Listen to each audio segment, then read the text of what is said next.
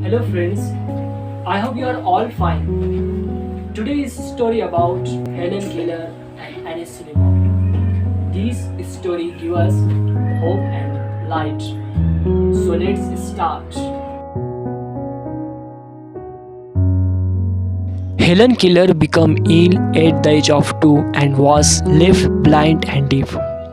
For the next 5 years, she grew up in a world of darkness and emptiness. She was afraid, alone, and without any anchor. This is the story of her meeting the teacher who would change her life. The most important day I remember in all my life is the one on which my teacher, Annie Manfield Sullivan, came to me. I am filled with a wonder when I consider the immeasurable contrast between the two lives which it connects. It was the 3rd of March 1887, 3 months before I was 7 years old. On the afternoon of that eventful day, I stood on the porch, dumb and expectant. I gazed vainly from my mother's side and from my hurrying to and fro in the house that something unusual was about to happen. So I went to the door and waited on the steps. The afternoon sun penetrated the mass of honeysuckle that covered the porch and fell on my upturned face. My finger lingered almost unconsciously on the fennel leaves and blossom which had just come forth to greet the sweet southern spring. I did not know what the future held of marvel or surprise for me. Anger and bitterness had preyed upon me continuously for weeks, and a deep languor had succeeded this passionate struggle. Have you ever been at sea in a dense fog, when it seemed as if a tangible white darkness shut you in, and the great ship, tense and anxious, groped her way towards the shore with plummet and sounding line, and you waited with beating heart for something to happen? I was like that ship before my education began, only I was without compass or sounding line, and had no way of knowing how near the harbor was. Light, give me light, was the wordless of cry my soul, and the light of love shone on me in that very hour. I felt approaching footsteps. I stretched out my hand as I supposed it was my mother. Someone took it, and I was caught up and held close in the arms of her who had come to reveal all things to me, and more than all things else, to love me.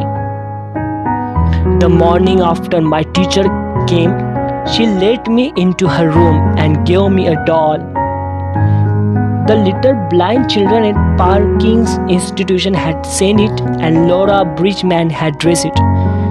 But I did not know this until afterward, when I played with it a little while. Miss Sullivan slowly spelled into my hand the word DOLL. I was at once interested in this finger play and tried it immediately. When I finally succeeded in making the letters correctly, I was flushed with childish pleasure and pride. Running downstairs to my mother, I held up my hand and made the letter for doll. I did not know that I was spelling a word or even that words existed. I was simply making my fingers go in monkey-like imitation. In the days that follow, I learned to spell in this uncomprehending way a great many words.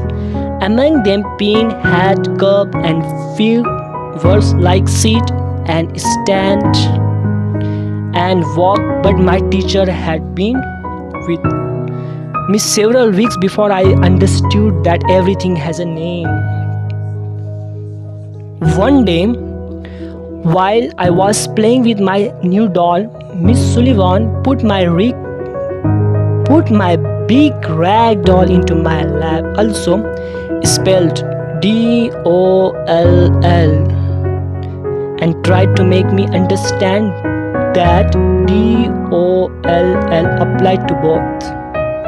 Earlier in the day, we had tussled over the word MUG and WATER.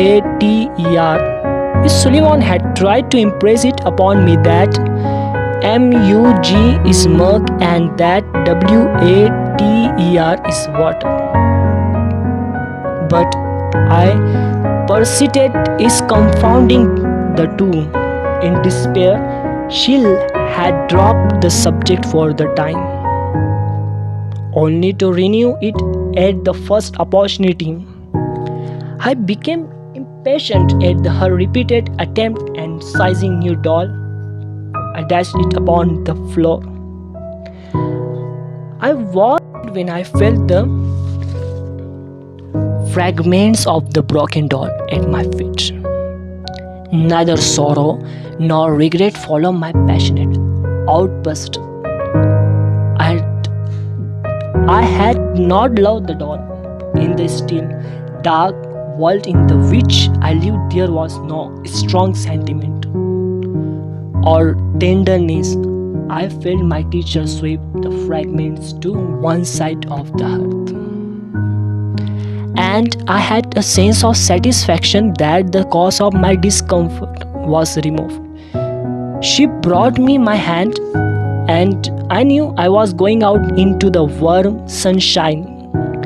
This thought, if a wordless sensation may be called a thought, made me hope and skip with pleasure.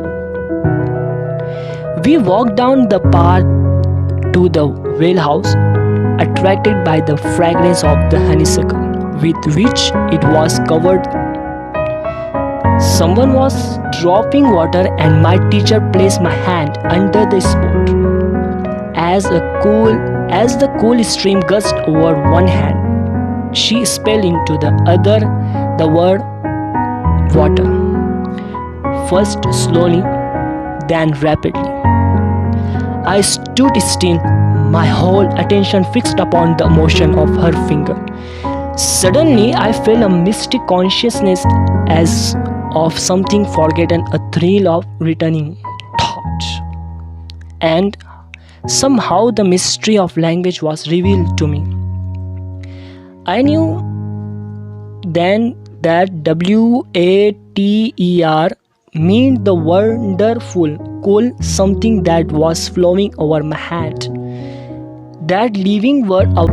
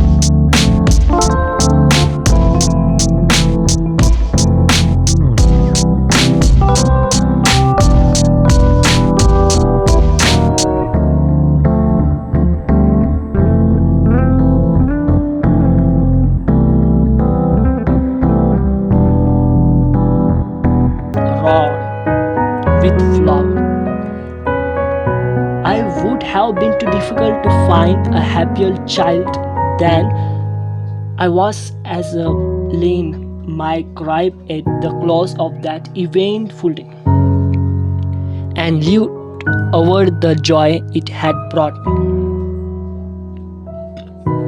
And for the first time launched for a new day to come by Helen Keller. Helen went on to become a graduate. She then devoted the rest of her life to teaching and giving hope to the blind and deaf, like Anne Sullivan. Thanks for watching.